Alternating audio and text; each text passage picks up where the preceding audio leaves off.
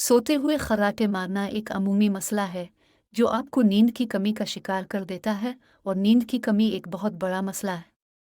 खर्राटे मारने वाले अपनिया नामी बीमारी सोते हुए सांस रुकने का अमल का शिकार हो जाते हैं, जिसके बाइस वो रात को मुतअद्दिद बार जाग जाते हैं।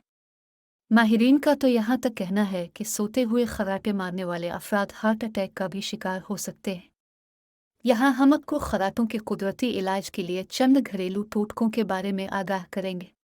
अल्कोहल और नींद वाली गोलियों से बचाओ। अल्कोहल और नींद लेने वाली गोलियों से इंसान गहरी नींद में चला जाता है और गहरी नींद खर्राटों का बहुत बड़ा सबब है। वज़न घटाना। ज़्यादा वज़न खर्राटों के इम्कानात को बढ़ा देता है। वज़न घटाने के लिए खुराक के साथ सबसे ज़्यादा तवज्जो वर्जिश पर दें।